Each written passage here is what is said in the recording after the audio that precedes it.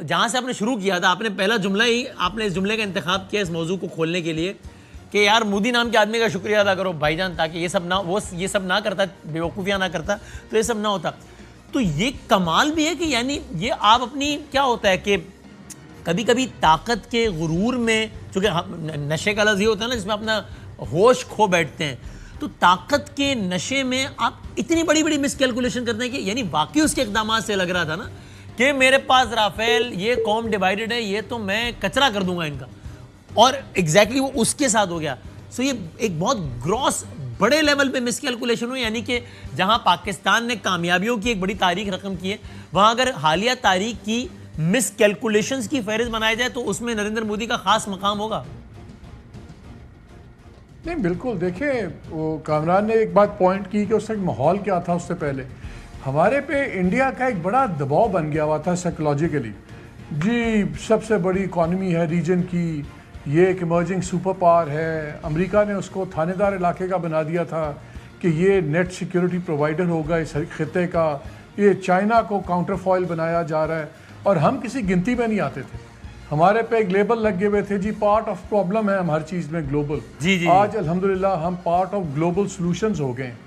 سب سے بڑی بات یہ ہے کہ آپ کی جو نیشنل سائیکی ہے وہ ایک ونر سائیکی بن گئی ہے کہ ہم نے ملٹری کی فیلڈ میں، ڈپلومیسی کی فیلڈ میں جو انڈیا کے ساتھ ہوا، دیکھیں یہ ٹرننگ پوائنٹ تھا. اور 2-3 چیزیں میں ضرور بتانا چاہوں گا لوگوں کو کہ ہم نے جب جہاز گرائے ہم نے سکرینز پہ دیکھا، ایئر فورس کی مانیٹرنگ سکرینز کے اوپر، کہ آپ اس سے دگنے جہاز گرا سکتے تھے.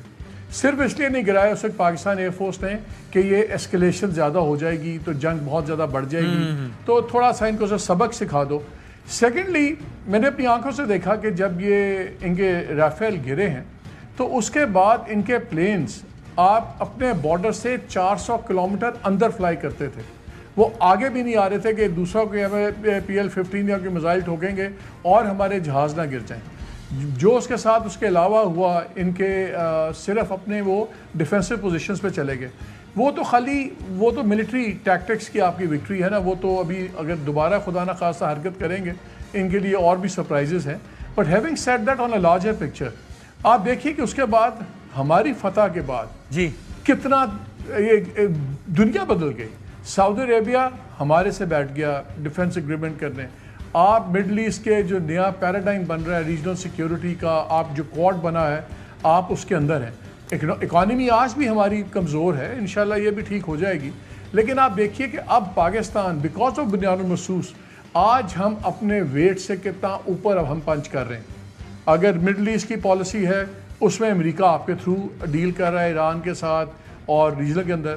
باقی سعودی عربیہ کی اگین آپ سیکیورٹی پرووائڈر ہیں. آج ایجپٹ، ٹرکی، یہ سارے مل کے آپ کے ساتھ بات کرتے ہیں کہ اس ریجن میں سیکیورٹی کا لائیں. چائنا کا جو آپ کا تو ان پہ چائنا پہ اعتبار تھا، آپ نے جو چائنا کے ساتھ ان کی اکوپمنٹ کی بریلینس، ان کی ٹیکٹیکل بریلینس ساری دنیا مان گئی. وہ ایک سپر پاور کا دوسرے سپر پاور کو میسج چلا گیا کہ یہ بڑے لوگوں کا خیال تھا کہ چائنا ٹھیک ہے اکنامک پاور بہت بڑی ہے، ان کی ملٹری پروگریس وہ نہیں ہے جتنی بہت سے لوگ سمجھتے ہیں. آپ نے کوئی $38 ملین کے جہاز سے $178 ملین کو ایسے گرایا کہ لگتا تھا کہ وہ کوئی 20 سال پرانے جہاز ہیں. سو خالی آپ کی ٹیکٹیکل بریلینس نہیں تھی، اس نے آپ کو اور ان کا ملٹری امبیلنس جو تھا آپ نے برابر کر لیا. یعنی یہ جو کچھ لمحات ہیں ان کی ہم بات کر رہے ہیں، ان لمحات نے اتنا کچھ بدلا ہے کہ ہم اگلے کچھ لمحات تک نہیں، کچھ سالوں تک نہیں، ان کا ملٹری بجٹ آپ کے بجٹ سے بڑا ہے. جی پورے بجٹ سے. یہ معمولی چیز نہیں ہے. آپ نے ان کو سیدھا کر دیا. اس جنگ نے